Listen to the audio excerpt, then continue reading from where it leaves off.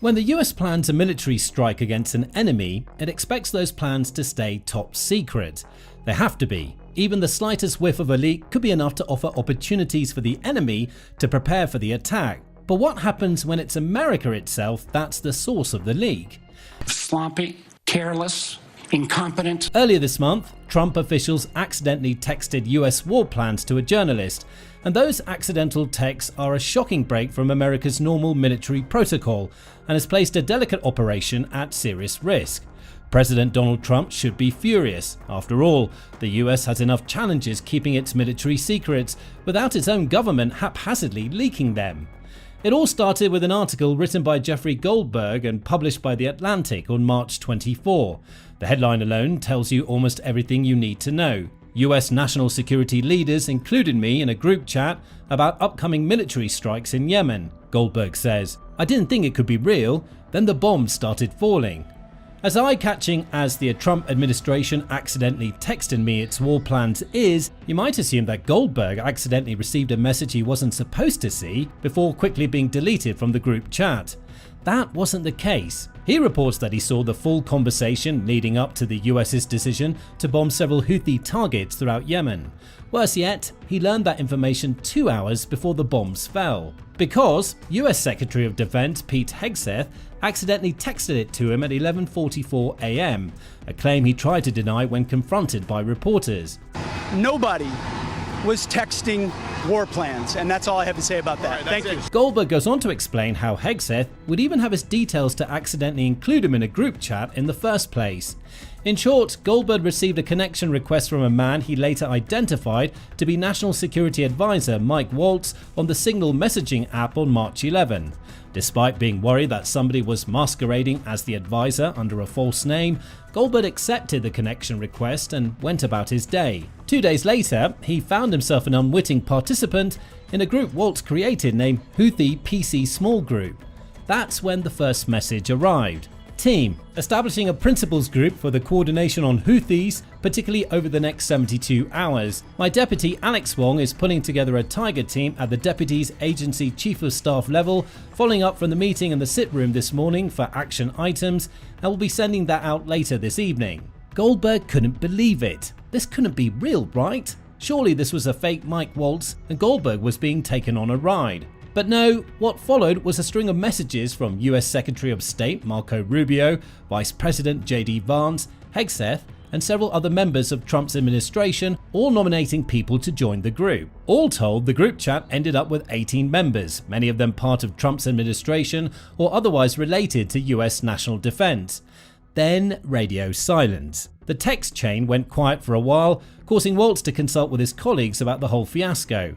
Goldberg still had his doubts that any of this was real, but his journalistic curiosity got the better of him and he decided to stay as part of the group chat to see what might develop out of it. And Goldberg got his payoff a day later. On March 14, members of the group started talking about a proposed bombing run against Houthi positions in Yemen. State and DoD, or Department of Defense, we developed suggested notification lists for regional allies and partners, wrote Waltz. Joint Staff is sending this AM a more specific sequence of events in the coming days. A reply soon shot in from the J.D. Vance account confirming the topic of conversation. But I think we're making a mistake, Vance said, referencing the possibility of an immediate bombing campaign against the Houthis. 3% of US trade runs through the Suez. 40% of European trade does. There's a real risk that the public doesn't understand this or why it's necessary. The strongest reason to do this, as POTUS said, is to send a message. Vance went on to explain to the group that he didn't believe that an attack on the Houthis would be consistent with Trump's position on any issue, particularly his messaging about how it's time for Europe to take care of itself without US help. But there is a strong argument for delaying this a month, doing the messaging work on why this matters, seeing where the economy is, etc., Vance added. By this point, Goldberg was convinced. He was part of a chat filled with confidential information about a delicate national security matter, and the comments kept flowing. Trump's nominee for the National Counterterrorism Center, Joe Kent, chimed in to say the bombing raid wasn't time sensitive. Hegseth later added his voice to the chat, acknowledging Vance's concerns while noting that waiting a week or a month does not fundamentally change the calculus. He adds, "We're prepared to execute, and if I had final go or no vote, I believe we should." Waltz said that the attack would be about the US being the country to reopen shipping lanes in the Red Sea, before mentioning that he's working with the DoD and State Department to compile the costs associated and levy them on Europeans. The chat then deteriorated into an anti-European conversation. Waltz said, "I just hate bailing Europe out again," before Hegseth said, "VP, I fully share your loathing of European freeloading. It's pathetic. But Mike is correct. We're the only ones on the planet, on our side of the ledger, who can do this. Nobody else is even close." More texts came in, and the decision was eventually made. The US would bomb the Houthi positions in the next 24 hours. A day later, March 15, the group chat was filled with celebratory texts all around. The US had dropped its bombs. Early reports suggested that those bombs killed 53 people. Everybody involved patted themselves on the back for a job well done, while Goldberg read on, flabbergasted that he'd seen all of this very sensitive and private information unfurl before his eyes. The Trump administration had just been the victim of an accidental leak that one of its own members created. By this point, you may be wondering if any of this is real. It is. In March 24 report on the incident, CNN invited correspondent Alex Marquardt to discuss the unintentional leak. The National Security Council has not pushed back on this at all, Marquardt explained. They said the chain was, in fact, real. That's confirmed by the National Security Council spokesperson Brian Hughes, who says that the message chain appears to be authentic and that the council is now looking into how Goldberg was inadvertently added to the discussion. Hughes also attempted to spin the entire story, according to Marquardt, by claiming that the leaked message chain demonstrates how much thought goes into America's military plans. That may be the case, but there's no denying that this leak is a major problem for the US. Why? As noted by CNN, this entire inadvertent group text scenario seems like a farce. It is just stunning on so many different levels, and I understand why Goldberg didn't believe it was real, because it is just shocking in several different ways. The aftermath of the leak backs that statement up. In The Guardian's March 25 follow-up report, it says that the leak conversation has caused bipartisan outrage in the US, with politicians on both the Democratic and Republican sides decrying the massive security breach. Mr. President, this is one of the most stunning breaches of military intelligence I have read about in a very, very long time. What we have here are senior U.S. leaders, including the Vice President and Secretary of Defense, having classified discussions of military action over an unsecure app. Delaware's Democratic Senator Chris Coons was even more damning in a post published on X. Every single one of the government officials on this text chain has now committed a crime, even if accidentally, he raged. We can't trust anyone in this dangerous administration to keep Americans safe. Pete Buttigieg, an ex-Navy intelligence officer who served in Afghanistan and the Secretary of Transportation under former President Joe Biden, was even more blunt on Instagram.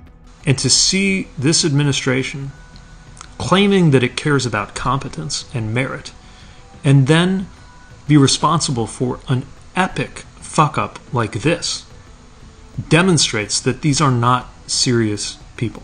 It is getting clearer by the day that the people in charge of the American government cannot keep the American people safe.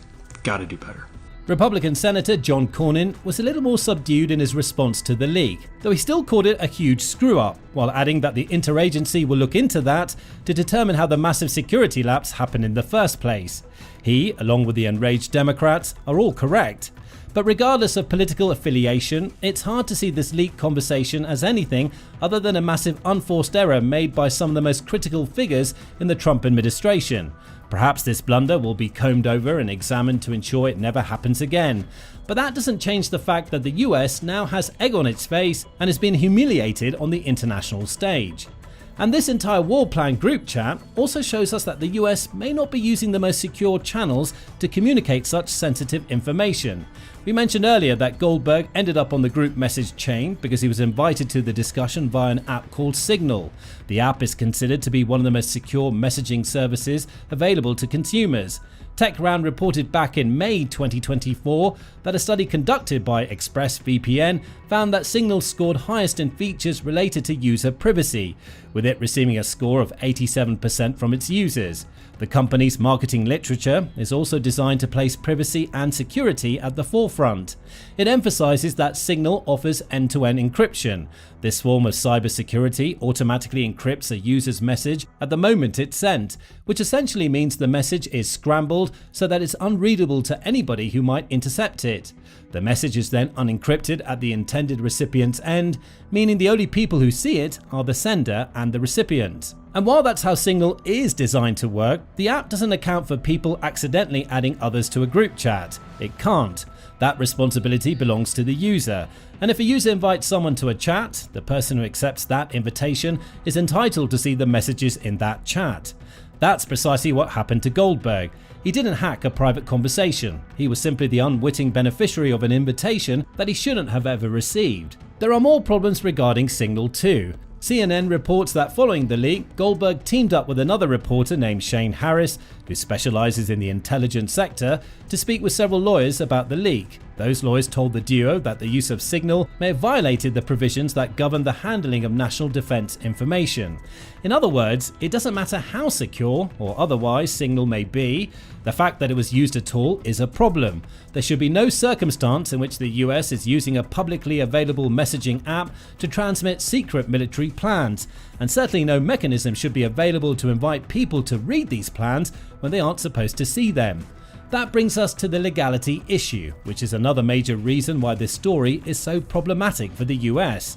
It's not just the use of Signal that may be illegal. According to Marquardt, there are conversations that could be in violation of the Espionage Act. Created in 1917, the Espionage Act was initially used as a vehicle to prohibit any dissent to US involvement in World War I.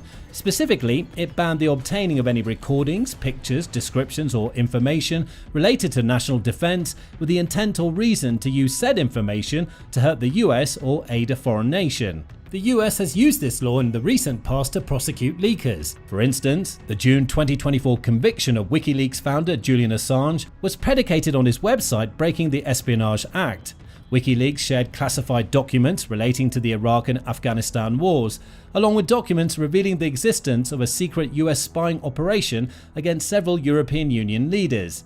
Goldberg likely hasn't broken this law. He didn't reveal that he'd received the text messages discussing the Houthi strike until after the strike took place, meaning the Trump administration can't go after him for publishing. However, Waltz, Hegseth, and the rest of the members of the group conversation may have. While they didn't set out to injure the US with their unintentional leak, the fact that it happened at all suggests that it might have happened in the past or could happen again in the future. Nobody knows for sure, and if the US has slipped up like this in the past, it's possible that the recipients of previous texts either shared them with foreign enemies or were otherwise against the United States. Jim Himes certainly seems to think that might be the case. Currently, the leading Democrat serving on the House Intelligence Committee, he said that the Signal leak left him feeling horrified, as somebody who has dealt with hundreds of classified briefings in the past. If true, these actions are a brazen violations of laws and regulations that exist to protect national security, including the safety of Americans serving in harm's way, Himes suggests. These individuals know the calamitous risks of transmitting classified information across unclassified systems, and they also know that if a lower-ranking official under their command did what is described here, they would likely lose their clearance and be subject to a criminal investigation. Will such an investigation into Hegseth or Waltz take place? It's possible, albeit unlikely, under Republican-controlled Congress. However, Himes' comments emphasize the fact that those officials may have broken US law, again unwittingly, both through their use of the Signal platform and the simple fact that they allowed classified information to get into the hands of a journalist. And it gets even worse. While debating whether to attack the Houthis around March 15 or later, both Vance and Hegseth expressed contempt for what they saw as a situation in which they had to get Europeans out of hot water. That won't help US relations with the continent, as an increasing divide is forming between the two. On multiple occasions, Trump has said that Europe needs to learn how to fend for itself without US intervention. That's the messaging referred to in the leaked group chat, and Trump's ambivalent stance toward Europe is leading to fractures. As NPR reported in February, Ukrainian President Volodymyr Zelensky has already called for the creation of an armed forces of Europe that could involve 300,000 additional soldiers and require $262 billion to create if it's to replace the US presence on the continent. The fact that there are even discussions about replacing that presence is also notable. Europe's collective trust in the US is on the wane, not aided by a chaotic February and early March during which Trump held a meeting with Putin without Ukraine's involvement, calling Zelensky a dictator, and even cut off military aid and intelligence sharing to embattle Ukraine. Things have since calmed down in mid-March. Trump met with Zelensky to negotiate a potential ceasefire in the Ukraine war, which also led to the resumption of US military aid and intelligence sharing. But this rollercoaster of policy decisions makes it harder for Europe to predict what the US is going to do next. It's actively questioning US involvement in the defense of the continent, and European nations seem to be making slow moves away from relying on American-made weapons. For instance, Portugal already appears to be backing out of a planned purchase of US F-35s amidst concerns about US reliability. These leaked texts, particularly the seemingly anti-Europe messages from Waltz and Hegseth, will only add fuel to that distrust fire. This group text situation also sparked concerns of how seriously the US is taking cybersecurity, with Democratic Congressman Ro Khanna of California stating that it has made us look weak to our adversaries. We need to take cybersecurity far more seriously, and I look forward to leading on that. By adversaries, Khanna likely means Russia and China, both of which are known to engage in malicious cyber activity. According to the Center for Strategic and International Studies, there were 430 cyber attacks launched against the US between 2006 and January 2025, with 89 of those attacks being classified as nationally significant. Russia and China were among the main perpetrators, with other US enemies, including North Korea and Iran, also responsible for many of the attacks. Those statistics are worrying enough in their own right, but recall Goldberg's initial thoughts about the leak group chat. He believed that Mike Waltz, who connected with him on Signal, must have either been a different Waltz or somebody masquerading under Waltz's name. Think about what that means if the US continues using Signal for its military communications. What's stopping Russia or China from creating fake accounts, perhaps with replies generated by artificial intelligence to trick members of the US government into adding them to sensitive conversations? The Atlantic situation shows that it's already happened by accident. Enemies of the US may now try to make it happen again, only with far more devastating consequences for the country's military secrets. When asked about the leaked Signal conversation on March 24, President Donald Trump said, "I don't know anything about it. I'm not a big fan of The Atlantic. To me, it's a magazine that's going out of business, but I know nothing about it." Trump also claimed that the leak wasn't impactful from the standpoint of US enemies learning about secret military plans. Well, it couldn't have been very effective because the attack was very effective, Trump told reporters. That may be the sole bright spot for the US in this fiasco. The US pulled off its attack against the Houthis without a hitch, meaning the leak ultimately didn't result in a national security incident. But what would have happened if Goldberg decided to publish the messages he was getting as he received them? Goldberg may have been punished, but the Houthis would have also received an early warning. That risk is why the former US Secretary of Defense, Leon Panetta, called for heads to roll when speaking to CNN on March 24. There was a mistake here. Somebody on the Atlantic got the most sensitive emails you can imagine at the federal level. That is a serious blunder. It has to be investigated, and somebody, frankly, needs to get fired. Who do you think that is, sir? Whoever put that chain together. The question now is whether Waltz, Hegseth, or whoever's mistake led to Goldberg's inclusion in the confidential text chain will end up being fired. Do you think that'll happen? What will the US learn from this massive leak? Share your thoughts with us in the comments, and remember to subscribe to the Military Show for the latest news about US defense. We're an independent media organization focusing on putting out accurate, up-to-date news on military affairs and global conflicts, and we very much appreciate your support.